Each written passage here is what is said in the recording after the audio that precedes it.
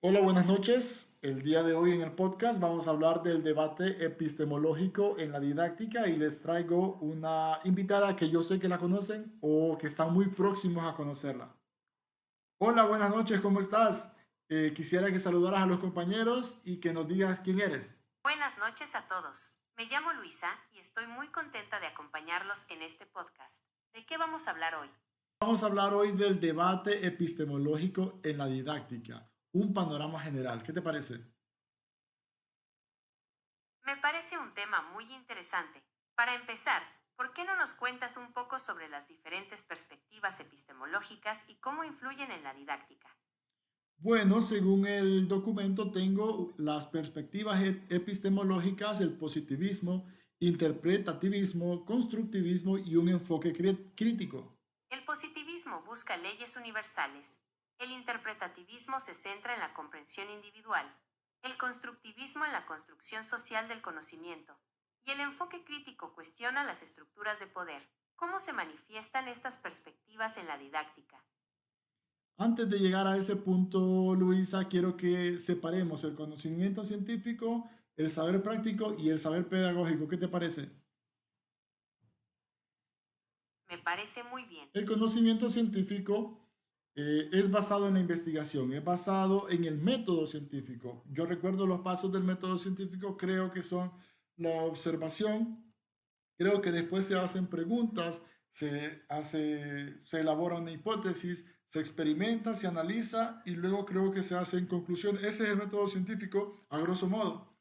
También tenemos la parte que dice del saber práctico. El saber práctico pasa muy seguido en las tabacaleras. Aquí en Dalí tenemos las tabacaleras y los roleros y los poncheros hacen el saber práctico. No hay una manera científica de decirle a la gente cómo hacer el puro correcto. Ellos van sintiendo y experimentan y con la sensación saben cuándo el puro está correcto y cuándo el puro falta o cuándo está malo que no va a servir. Este es un saber práctico que se hace con la experiencia y el saber pedagógico nos da un conocimiento específico para la enseñanza. De eso vamos a hablar en este podcast gracias a Luisa y en estos próximos 5 minutos. ¿Ok? Luisa, te quiero hablar del rol del estudiante como un agente activo. ¿Qué te parece?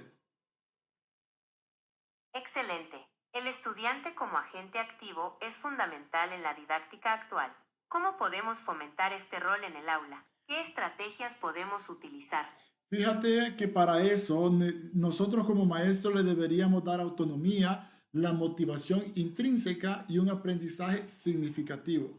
Exacto. Al darles autonomía, fomentamos su capacidad de tomar decisiones y dirigir su propio aprendizaje. La motivación intrínseca los impulsa a aprender por el puro placer de hacerlo, y el aprendizaje significativo conecta los nuevos conocimientos con sus experiencias previas, haciéndolos más relevantes y duraderos. ¿Cómo podemos aplicar estos principios en la práctica? Hay muchas maneras, hay muchas estrategias para poder aplicar estas estrategias y que nos hacen que el estudiante pase de ser un simple receptor pasivo a un agente activo. El estudiante pasa de escuchar en el aula de clase a ser una persona que va a cambiar el mundo. Ahora vamos a hablar de la metodología didáctica, que es un conjunto de estrategias, técnicas y recursos para facilitar el aprendizaje. ¿Qué te parece, Me Luisa? parece muy bien. La metodología didáctica es clave para crear experiencias de aprendizaje significativas. ¿Qué metodologías te parecen más efectivas?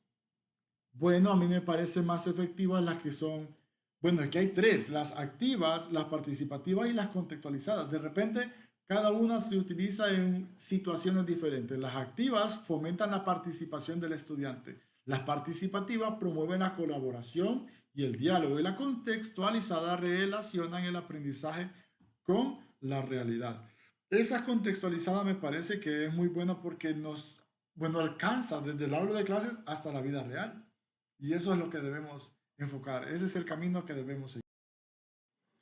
Ahora, Luisa, vamos a hablar del recurso didáctico. El recurso didáctico que a mí me parece más importante son los recursos tecnológicos. Es cierto que todos los impresos, audiovisuales y el entorno no funcionan, pero los tecnológicos vamos hasta el futuro. ¿Qué te parece? Estoy totalmente de acuerdo. Los recursos tecnológicos nos abren un mundo de posibilidades en la educación. Podemos crear experiencias interactivas, personalizadas y muy atractivas para los estudiantes. ¿Qué tipo? Y fíjate, Luisa, disculpa te interrumpa, que los tecnológicos son los que nos permiten incluso hablar con personajes como los SOS y nos ayudan a avanzar mucho más rápido en lo que necesitamos hacer y en el aprendizaje. Ahora hablamos del papel del docente como facilitador, como guía, como investigador. Ahora el profesor le facilita información a los alumnos para que ellos salgan al mundo real y lo implementen. ¿Qué dices? ¿Cuál es tu opinión, Luisa? Me parece una visión muy acertada.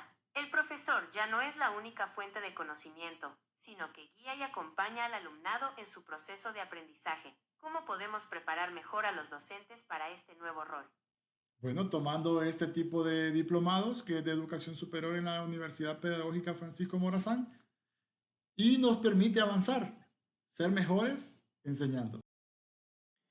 En la educación, Luisa, también hay muchos retos, como lo que es la inclusión, como lo que es la equidad, como que es algo más justo. ¿Cuál es tu opinión, Luisa? Definitivamente, la inclusión y la equidad son pilares fundamentales para construir una educación más justa y accesible para todos. ¿Cómo podemos transformar nuestras aulas para que sean espacios realmente inclusivos? Debemos tratar a todos los alumnos por igual, Luisa. Debemos ser equitativos sin tener favoritismo ni ser parciales, no tener parcialidad. Eso es algo muy bueno. Hay un dicho aquí al final, Luisa, que dice, la educación no cambia el mundo, cambia a las personas que van a cambiar el mundo. ¿Cuál es tu opinión acerca de este dicho de Paulo Freire? Es una reflexión muy poderosa. Freire nos recuerda que la educación es una herramienta de transformación social. Al empoderar a las personas a través del conocimiento crítico y la reflexión, las convertimos en agentes de cambio capaces de construir un mundo más justo y equitativo. ¿Cómo Luisa, vamos a despedir el podcast por cuestión de tiempo. Quiero que le digas adiós a todos, buenas noches a los compañeros y al profesor y nos vamos a ver en la próxima. Claro, fue un placer compartir este espacio con ustedes. Les deseo una feliz noche a todos y espero que hayan disfrutado el podcast. Hasta la próxima.